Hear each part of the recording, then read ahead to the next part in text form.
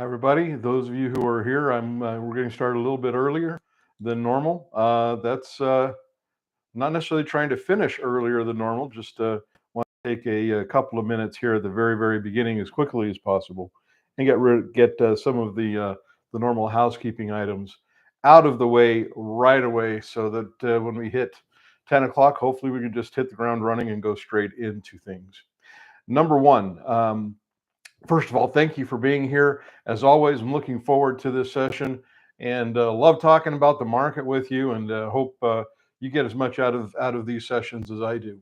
Um, if you need to communicate with me or with the group during the week, or there's a couple of ways that you can do it. Number one, you can email me directly at any time at rebelincomesystem@gmail.com. And I'm putting that email address into the chat area right now. Feel free to use that as much as you need. I'll try to respond to those emails as quickly as possible. I respond to everything that I get, regardless.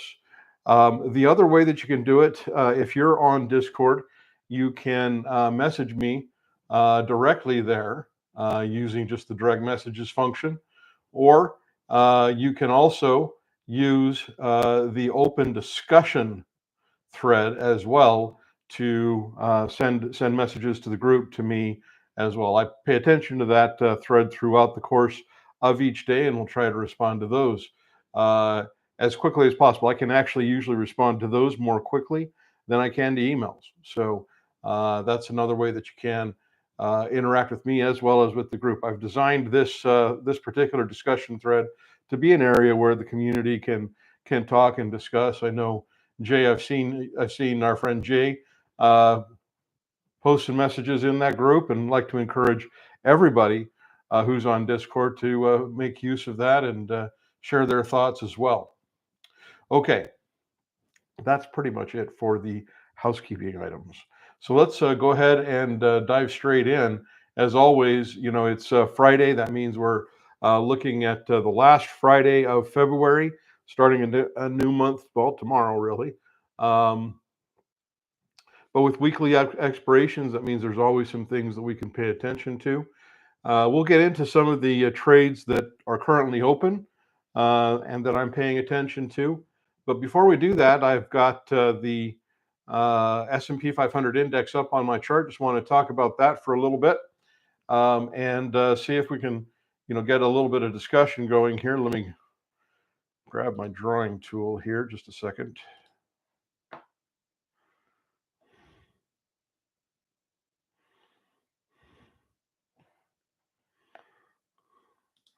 There we go.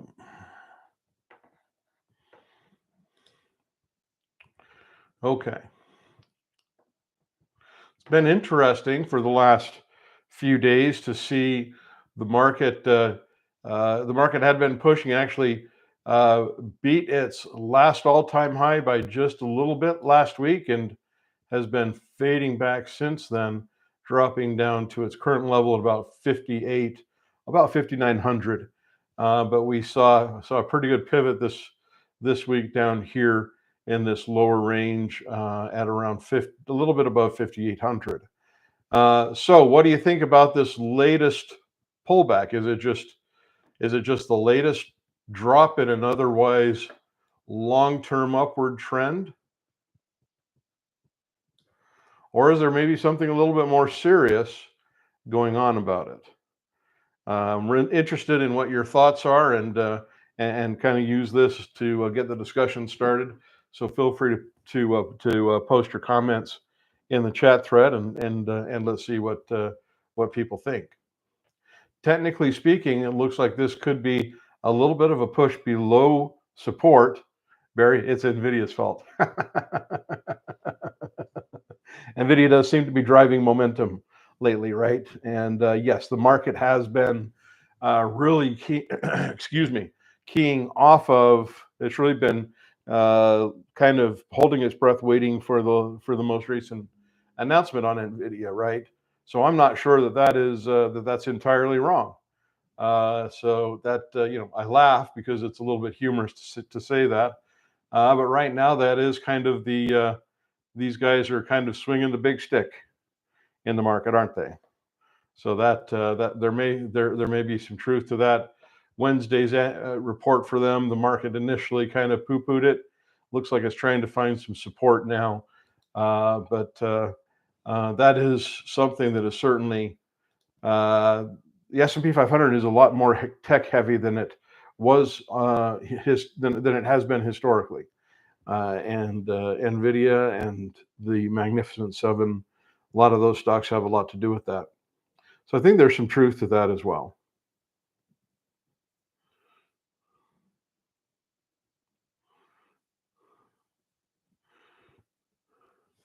If we think about this latest drop in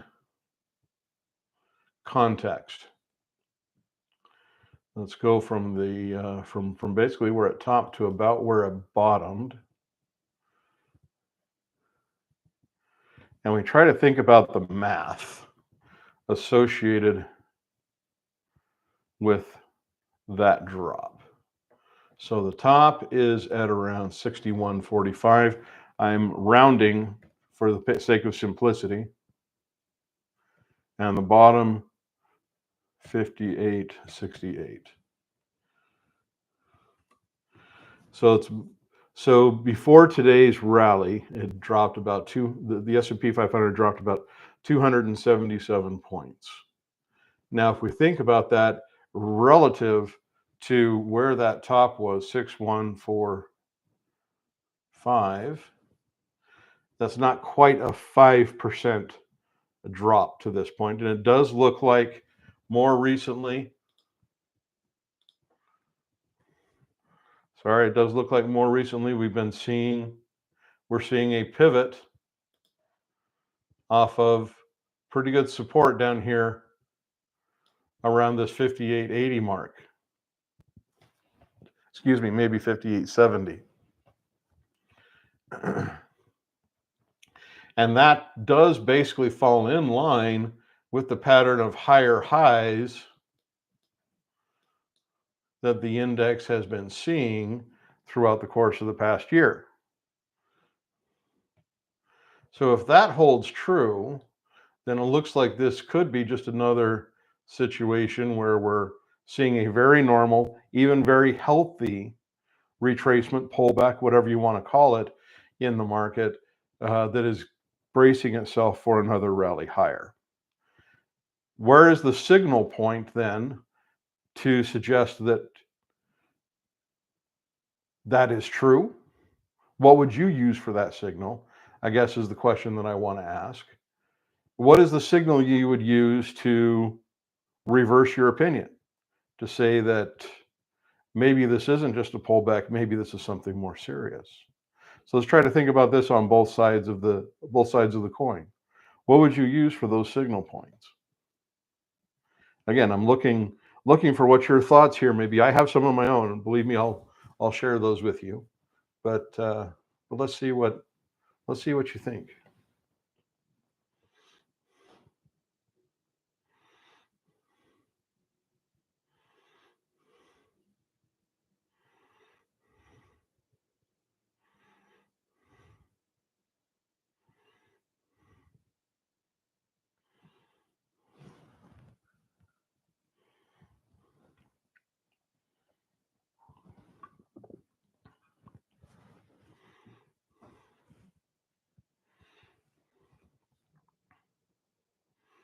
So question number one, what would you use as confirmation that we are in fact bouncing off of support? This is just another buy the dip scenario as far as the broad market is concerned.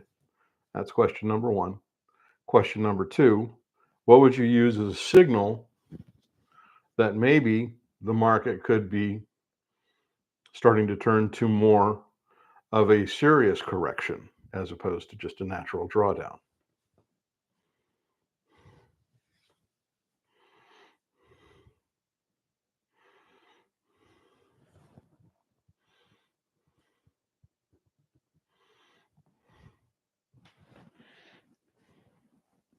When we think about bounces along a trend line, that's where these buy the dip scenarios typically come up. The easiest thing to do when when you're looking for these, yeah, Barry. For one thing, each major low is trending higher in a steady fashion. You're exactly right. Gib may look for a hammer to see if it's going to change direction. That's good. So, thank you. First of all, Barry, I appreciate both of your comments. Barry and Gib. Barry, first of all, talk about yours. Yes, you see, we see this pattern of steadily higher lows, right? That is confirmation of the trend. That's not necessarily confirmation of this bounce. But the thing that is interesting, whenever you see this kind of stair step pattern along an upward trend, you do see some things that are pretty common to a what I call a pivot low within an upward trend, and that's that. Not only do you see the stock stop dropping at a certain point, it's not just that, it's that the candles following the drop demonstrate the buying momentum is coming back in. You start to see higher, not always immediate, but you do eventually start to see some higher highs. You start to see the stock start to lift, kind of like bouncing on a trampoline. You start to see these bounces higher in the periods that follow. This is a daily chart, so you'll see these moves higher from one day to the next. These are typically the kind of things that do confirm uh, the the pivot low that we're seeing that confirms the longer trend. I hope that makes sense. That means that we're not what we're seeing right now here. Let's zoom in on this one a little bit. What we have going on now looks like a pivot low, but it isn't yet, because what we haven't seen is something like this. We haven't seen one of these kinds of patterns or one of these kinds of patterns. So confirmation that this is just another buy the dip kind of pattern would be dictated by the appearance, the continuation of bullish momentum higher in, Monday, Tuesday. So that's the first thing that I would look for in terms of trying to confirm that that's the case. On the negative side, Gib, you said, I'm not sure if you gave this talking about possibly a bearish kind of a signal, but one of the things that you said may look for a hammer to see if it's going to change direction. If we start to see some of these moves higher like this, and all of a sudden you do see a hammer, this could be a signal that we're going back down again. Really, at this point, however, the thing that I would take as the clearest signal would be a push below this latest support. At that point, I'm going to start paying attention to the 200-day moving average, which is right down here at around 57.20. This is going to be the next major signal point. Now, the interesting thing about this is the distance between this high. Excuse me, I may need to mute in a minute and sneeze. Just fair warning. I'm going to try to head it off if that's what it comes to, but we'll see. The interesting thing is the difference between this latest high and where the 200-day moving average is. If the market breaks down below this latest support, it should try to retest support around the 200-day moving average, the long-term trend line. So what does that distance look like? Well, we saw that the peak here is at about 61.45, and we have the 200-day moving average at around 57.19. So with that information, we can start to do a little bit of math.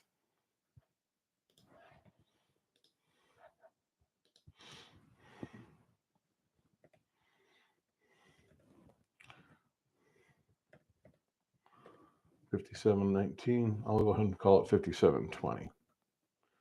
Oops, I didn't want to divide.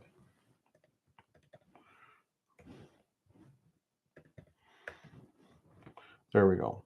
So that's a 425 point difference. If I divide that by the peak level, that's a larger retracement than 5%, but it still doesn't approach 10%, which is the level that I would be looking for in order to consider this something more serious. So this is about 6.9%.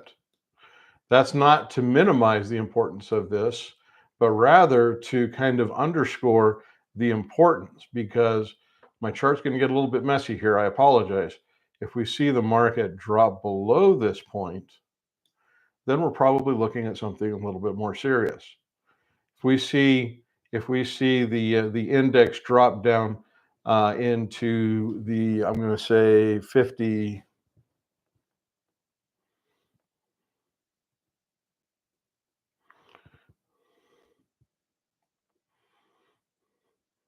55. We start to see it get down around here into 5,500. Messy market, messy chart. That's right. Around into the 5,500 level. Now we're going to be looking at about a 10% retracement level. And then this becomes really important and really interesting to see if, again, we see another pivot low with a rally, see if it can try to stabilize down in this range. If it doesn't, then we're talking about something becomes a little bit more serious. We start talking about bearish markets. Now, to be clear, I'm not giving you this to say this is where I think the market is going. I am saying if I'm trying to think about if I'm looking at the last 5 or 6 days and I'm trying to put some context around it beyond what the normal market commentary is. Oh, the market's been down 5 of the last 6 days. Wow, that's really bad. Well, it's not really that bad yet. I'm trying to put a bigger picture around it so I can try to think about it in truly objective terms. We're still a ways away from any point where the market is really in significant trouble. That's not to minimize the last 7 days. It's just to try to keep in mind that retracements, drawdowns, and pullbacks within trends are not only normal, they're actually healthy for the overall longer term sustainability of the market. That does imply, by nature, if you follow the idea that stocks and indices, for that matter, in an upward trend tend to follow that trend. That is why these patterns of higher lows matter.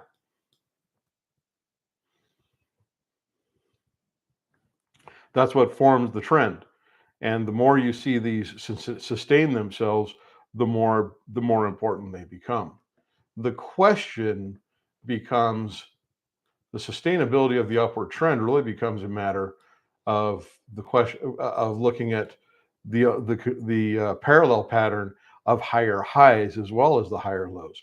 If we're seeing higher lows with breaks with the pretty consistent pushes above previous resistance to new all-time highs, then yes, we're seeing a market that is sustaining itself and a long-term trend that is extending itself even further. What I am seeing from these last 3 is that even though they are marginally higher, they're kind of all in the same general price area. That's not necessarily bearish, but it does imply, along with these are also a little bit more marginal, we may be looking at some consolidation right now up here at the top of the chart. That's really kind of what's been playing out for the last couple of months. That's uncertainty. And so whether or not we see any real sustained push higher to continue to extend the upward trend or some of these other weaker signals, becomes an open question. That's why it's important to consider them both. Okay. I hope that helps. If you have other thoughts, if you have questions, feel free to put them in the chat. But let's at this point, let's go ahead and move on. That's kind of my view of the broad market right now. Obviously, time is going to tell the real story. So, all right. It is the last Friday of August. So in terms of currently open positions, there's really just a couple that are on deck for expiration today. We also have obviously a number of positions that are set up for the coming weeks in March. A couple of put sales that we'll have time to look at, obviously. But let's start with the ones that are on deck today. These are really just a couple of covered calls. One of them is on Coterra Energy. This is a stock that I've held for a few months now. I was assigned at 27 back in August of last year. So I've held this for about 6 months. And the stock rallied enough to give me a nice covered call right here at 28. Try to bake in a little bit of profit here on this, along with a nice premium for a 3-week trade. So let's check in with CTRA and see where it is at right now.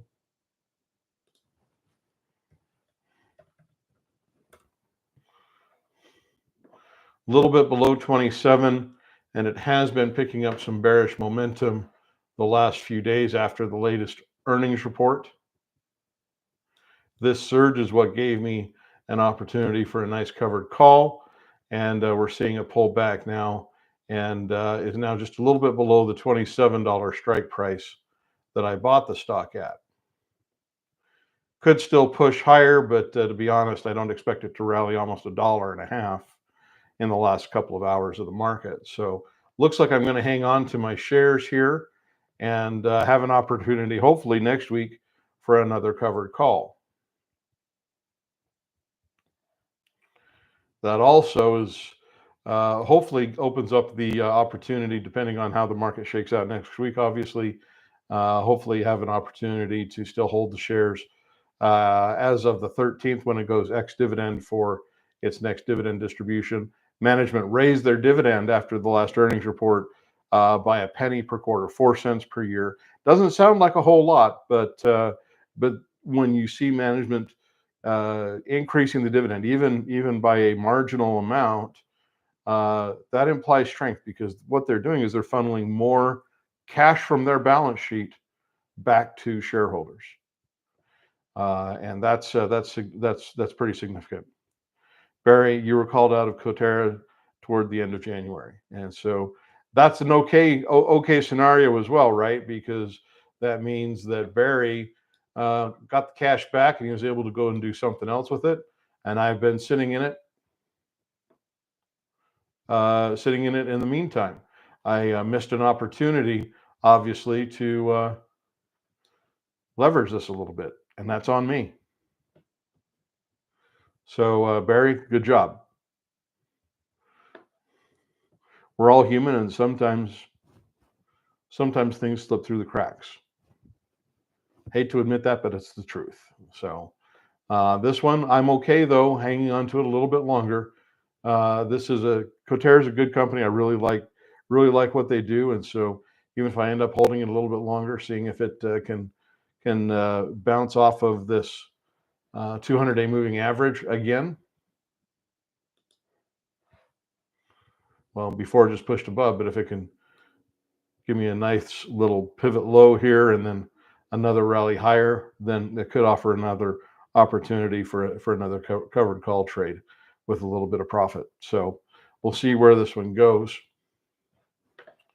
But so far, that looks pretty good. Let's go ahead and check in on the options. There we go. Here's my $28 call. I brought in on this just to double check. 70 cents here.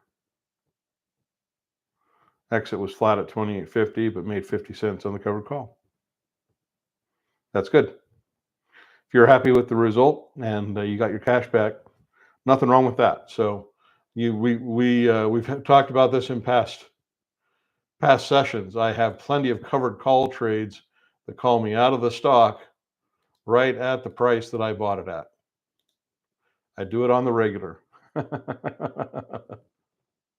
So the covered call income is more than enough. If I have an opportunity to bake in a little bit of capital gain, I'm okay with that too, but it is not a requirement or an expectation necessarily.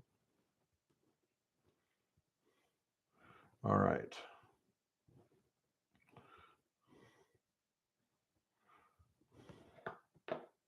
Going back to the options here. So if I could buy this one back right now at 5 cents, it's been no volume, which is not too surprising.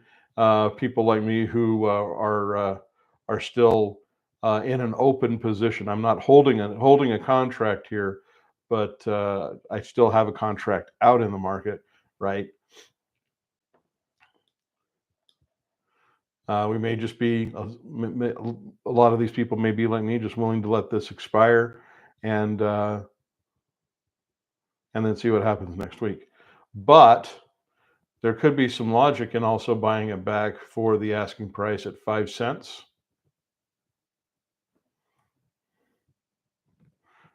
If you want to wait for the market to come to you, maybe you put in a close to buy to close for even a little bit less than that, and maybe look at what a covered call. Here's 25 for next week at 27, which is what I sold, what I bought the stock at. 45 for 3 weeks. So we'll see. Barry wrote 4 covered calls ranging from 0.62% to 1.75. So that was productive. Yeah. But still can't retire. Well, it's a process, right, Barry? For all of us, a little bit at a time. Remember, what we're doing is we're picking up the low-hanging fruit. We're picking up, like you said, relatively small percentages on an individual basis, 0.62%, 1.75%. What we're doing is we're relying on the cumulative total of all of them over time, right? We're not hitting home runs. These are never going to be sexy trades that are going to blow people away, at a party, but it's consistent. These are things we can just do again and again and again and again. So I'm actually content with letting this expire and see if the price can stabilize a little bit. If it can rally and push closer, even a little bit above 27, then there's an opportunity for a little bit better covered call. And I'm okay with seeing what the stock's price action can do in the next few days. It is possible that it could drop. Obviously, could keep going this way, and maybe maybe I lose the opportunity for a new covered call trade, but we'll see. Yeah, Barry's picked up 3 sets of dividends, and I picked up 2. Here was 1, here was 2, and it looks like this will be 3 for me. So that's passive income on a $27 on a stock I bought at $27. That was 42 cents that I got just for holding on to the stock. 0.42, 1.5% off of just those 2 dividends. So yes, that is nice. Okay, so we'll see where Coterra goes. Thank you, Barry. I appreciate you sharing your numbers with me on this one. You were in since April 2024. Well, then let's see. You were called out of this one in January. Yeah. Yeah, you're right. 3 sets of dividends.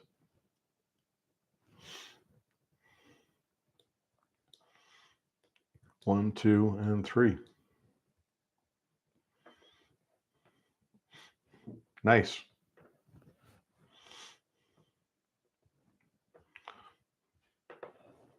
All right. The other covered call is on Nike, which we've talked talked about quite a bit lately. This is a stock that it's usually priced higher than it's been, so it's been kind of a screaming deal. A lot of people may not like the company too much, or their support for Oregon. For those of you paying a lot of attention to college football, right? Uh, but at with the stock hovering down in the very low 80s, low 70s for most of the last 6 months, this is a screaming bargain right now. This is a stock that has um, a very healthy value proposition, and it's hard to dismiss that. Uh, as as as as much as possible, I try to be very agnostic about the stocks that I pay attention to, even though there are some that are kind of old favorites in my watch list. These are stocks that are kind of like old friends. I also try not to turn a blind eye to where opportunities are, and Nike is a great opportunity. Just talking about the charts and what the fundamentals of the company are saying, what the value proposition is. Getting called out of this one today, which it looks like I sold since I sold I was in it.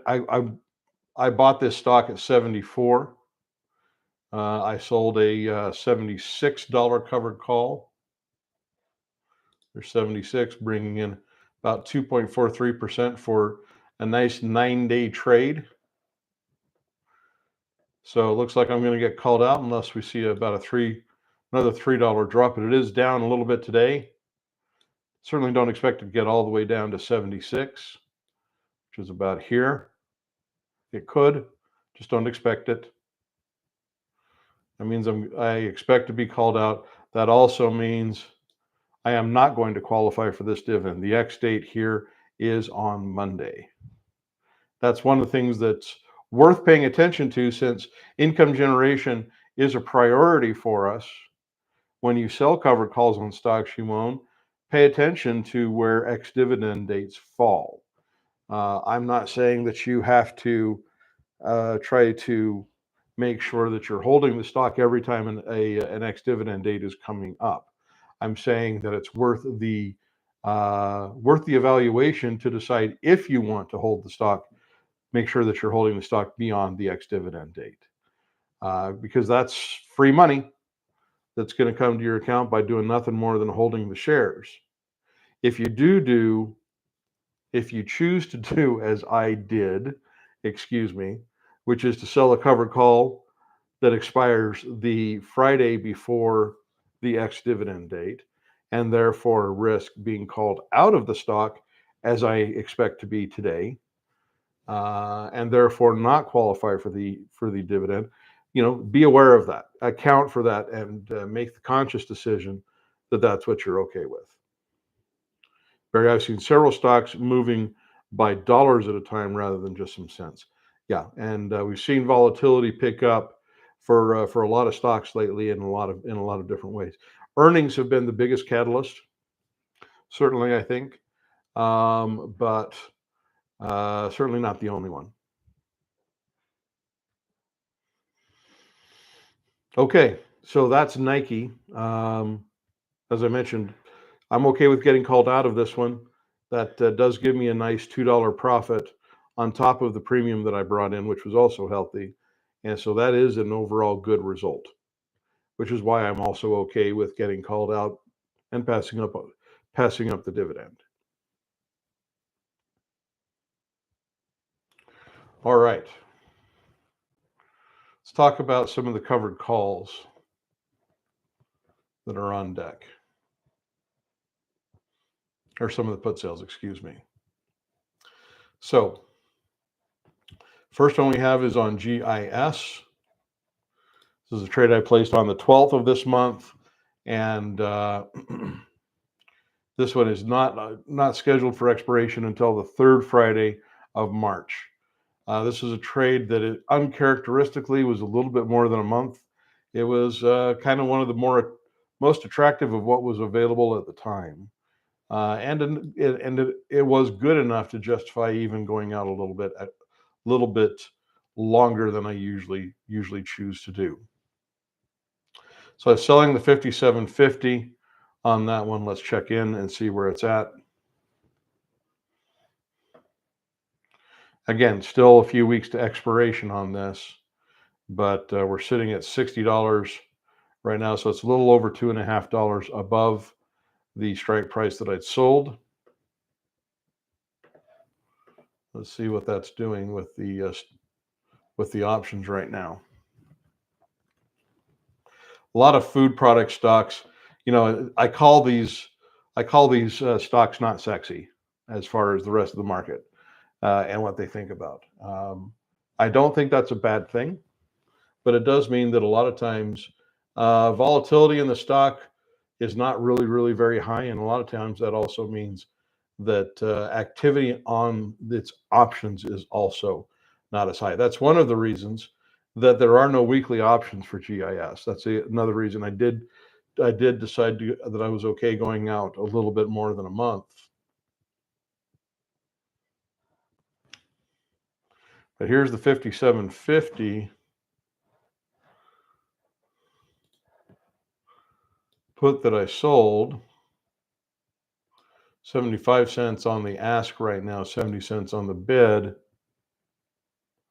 So I sold this for $1.40.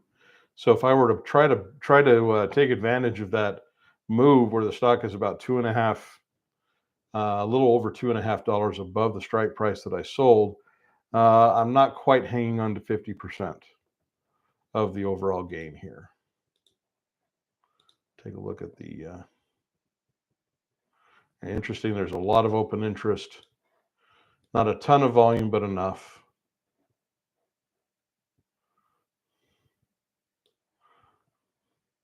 But trying to buy that back at 75. It was a little bit lower earlier today, so you might be able to manage that a little bit lower if you wanted to, if you're in the same trade that I am. As usual, I'm okay with letting this continue to play out. It's been open for a couple of weeks. Momentum is pretty solid right now on the bullish side. There was a little bit of a pullback here earlier in the week,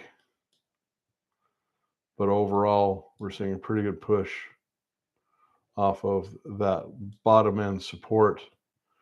Not sure why this had such a long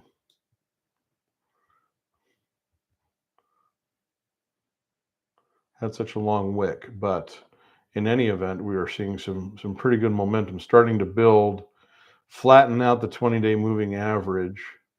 If that starts to bend up a little bit, then we should see this possibly push even higher, possibly get above resistance, which looks like it's somewhere between 62 and 61.50.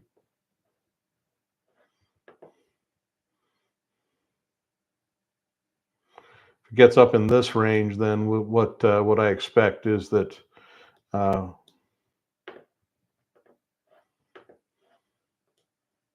there we go.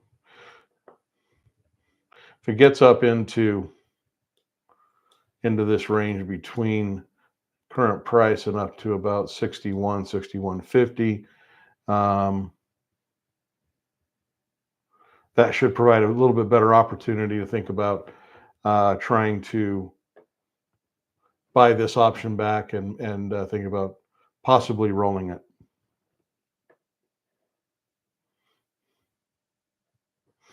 Any other thoughts or any other numbers on GIS? Go ahead and put them in. We'll certainly happy to talk about it and consider them. The other put sale that is set for expiration. Barry, do you foresee stocks like this ever getting back to their previous highs? Sure. All stocks do. It usually takes time, but all trends are finite. Means all downward trends only last so long. All upward trends only extend themselves so far. and inevitably market conditions shift back from one sector in a bullish fashion or another. So at some point, sure, absolutely. When? I don't know. I don't worry too much about that. I also, I'll be honest with you, I don't really, I try not to really get too wrapped up in whether or not those previous highs become a thing. I'm really just trying to deal with what the stock is doing now, what the overall value proposition is, and how that translates to a useful put selling trade.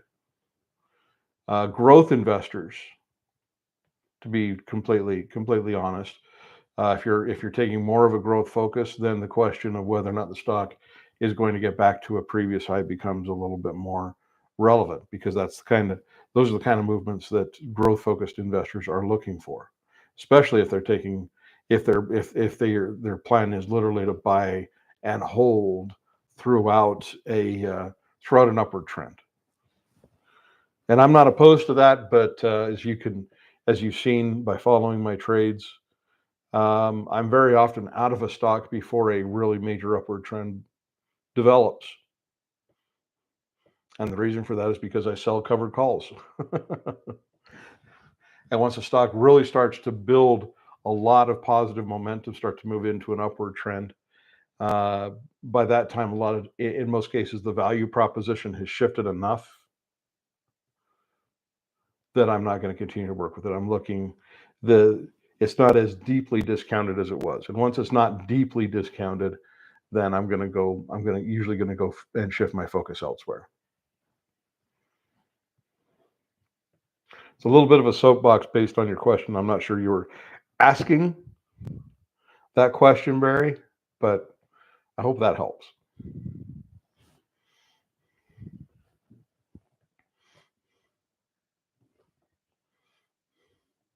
All right. Let's take a look at FMC really quickly.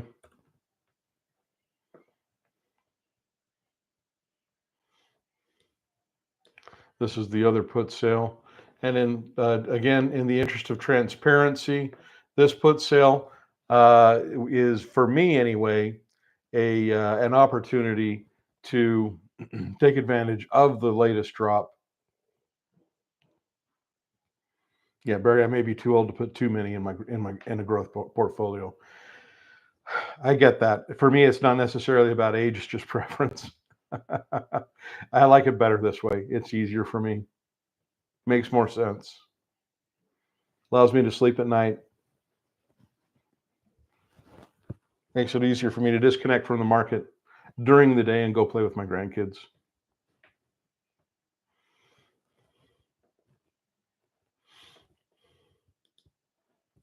FMC, then, this is a stock that I do own at a much higher price. I was assigned back here at 60, again in November of last year.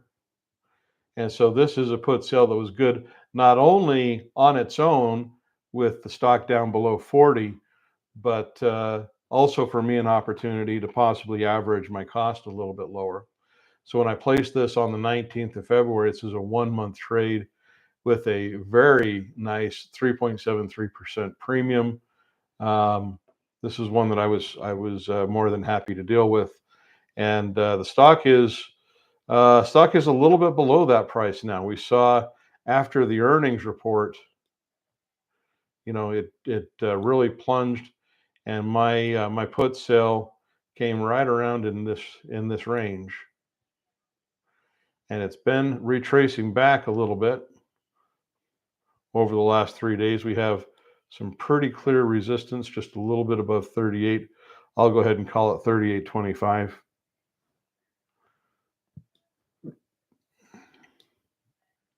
So we're seeing it retrace a little bit. Where will it find support?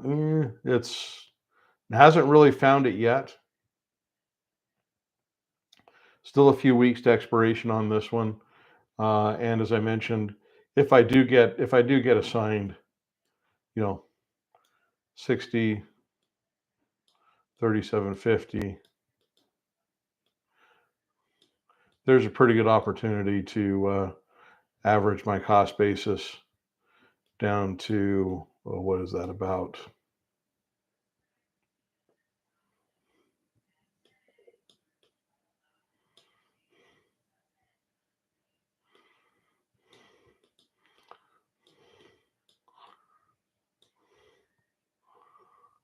Down a little bit below $43. So that would be okay. I'd be all right getting assigned to this one and taking on those additional shares. Material stocks and the material sector in general has been a little bit struggled a little bit. The some of the fundamental report, some of the earnings reports that have come out have shown that the fundamentals are struggling a little bit for some of these companies. FMC is in a really good spot though, and this is a really deep discount on this one.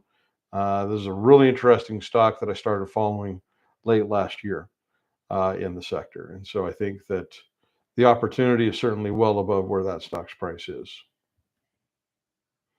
But again, we're going to have to see how that plays out and where it goes in the weeks ahead. But right now, it's just a little bit below that price. So the waiting game continues on this one. There's not really a great opportunity to try to buy it back. There's not a lot of reason to be concerned enough about what it's doing price wise to think about, should I buy it back, in my opinion. And that's okay. All right. Last covered call, or excuse me, not covered call, last put sale that is on deck was this week's put sale on Halliburton. My last put sale on Halliburton expired a couple of weeks ago, so this was this week I had a new opportunity to put it right back in the rotation for a 9-day trade, bringing in about 2% on this with the $26 strike price. I thought that was nice. I got to keep remembering to pick the right stock here. And it does look like it's starting to hold some support the last 3 days. A little bit below 26, excuse me. But we can also see the green 20-day moving average line starting to possibly starting to flatten out a bit. It's still bending down, but certainly a lot less than it did. So this is starting to flatten out a little bit. That could be another sign of stabilization for the stock, which should be a good opportunity. And by the way, this is another one where, talking about dividends, if you saw this dividend declaration coming up, if you're a shareholder of record on the 5th, next Wednesday, that means if you took the covered call alternative rather than the put sale that I offered on Tuesday, then here's an opportunity to bring in 17 cents, a little under 1% on a quarterly dividend. That's interesting.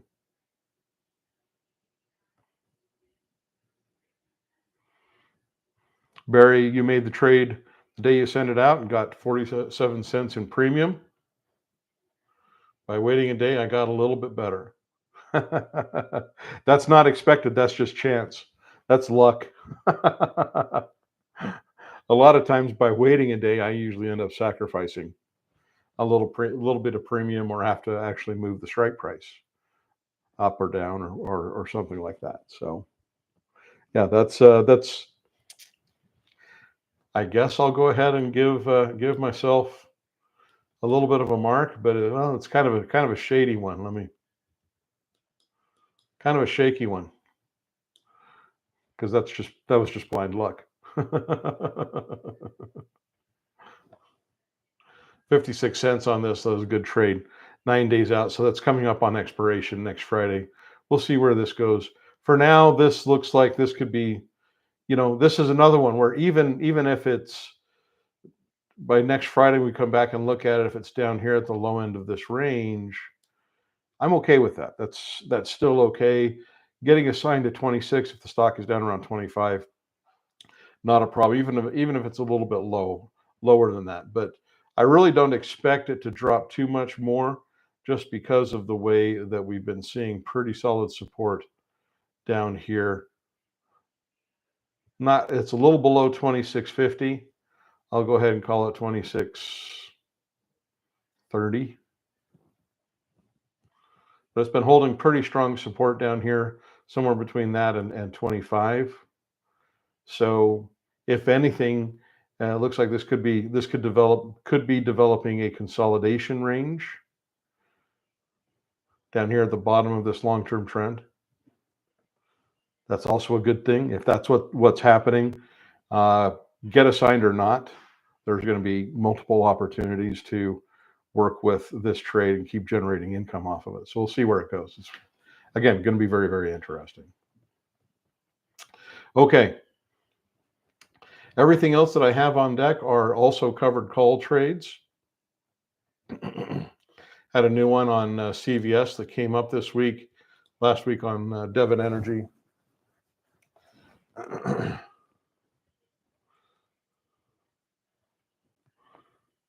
On Devon, after being assigned $39.50 on that one, this cover call gave me an opportunity. I'm selling at 40, so a little bit of profit baked into this one, about 50 cents per share, if the stock can hold that momentum. Looked at it this morning. I didn't believe it had. Yeah, it's faded back a little bit off of the peaks that prompted the trade. It was up around here, so it's faded back. Still, again, a few weeks to expiration on this one. So we'll see if it can get back up here. It may or may not. I don't know.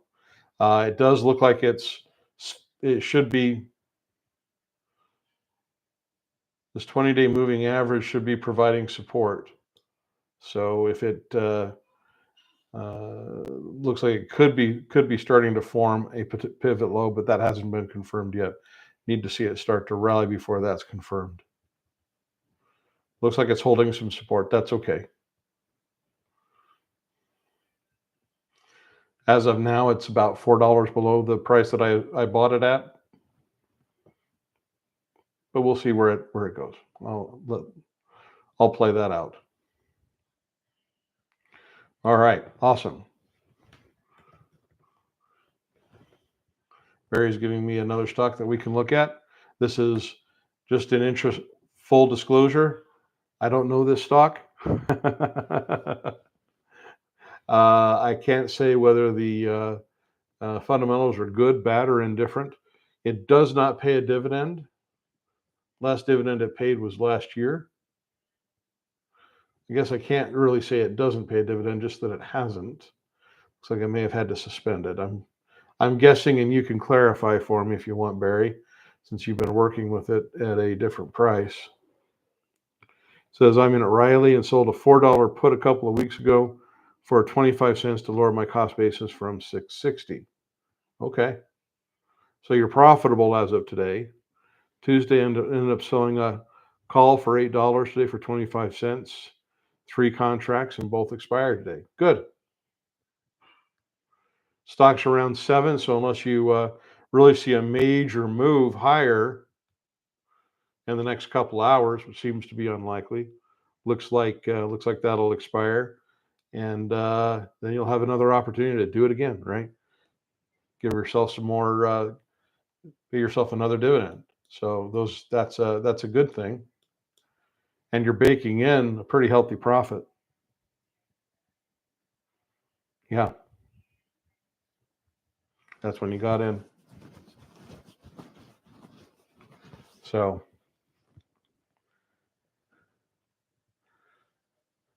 I can't give a recommendation on this one. Again, I don't know enough about the company. I've never really dug into the details on it at all.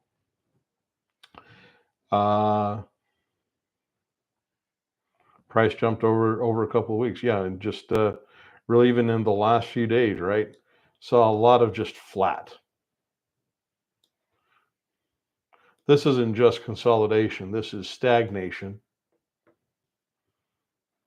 But now it's picking up some momentum to the upside. So That's interesting.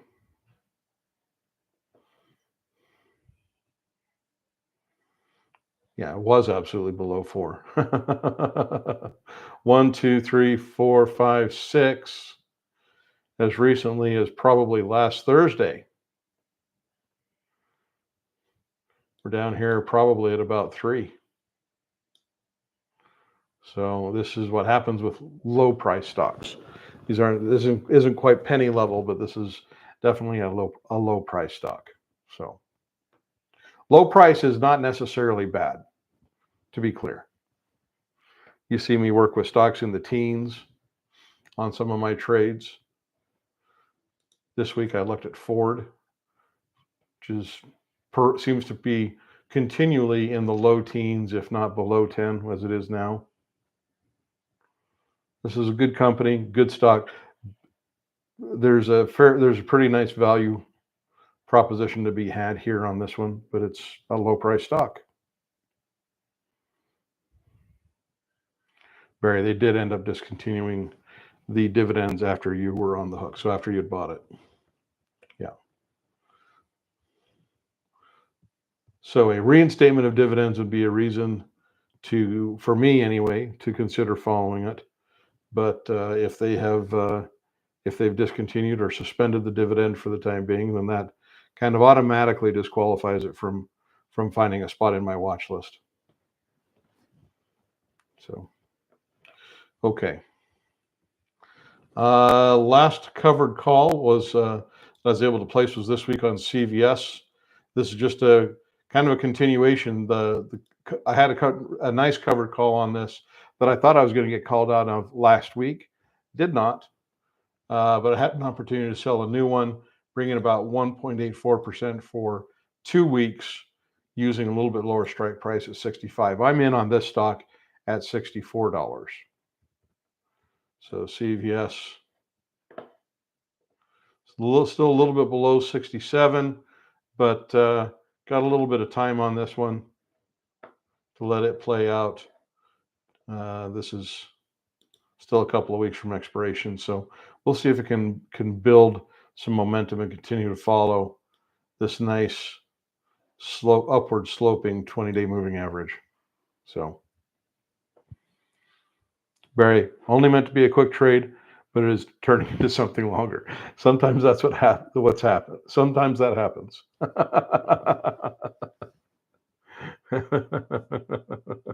Part of the learning experience we all get to go through, right? And just kind of par for the course at times. It's the way the market treats us, and you just have to kind of figure out how you're going to manage it. It sounds like overall, Barry, it's the nice thing on Riley is that you are profitable right now. So you get to take whatever lessons you need from this one while also making some money and having an overall positive result. So, they say that it's better to be lucky than good sometimes, right? And that's okay. We can call this one a little bit of luck. So that's not a terrible thing. Keep it up.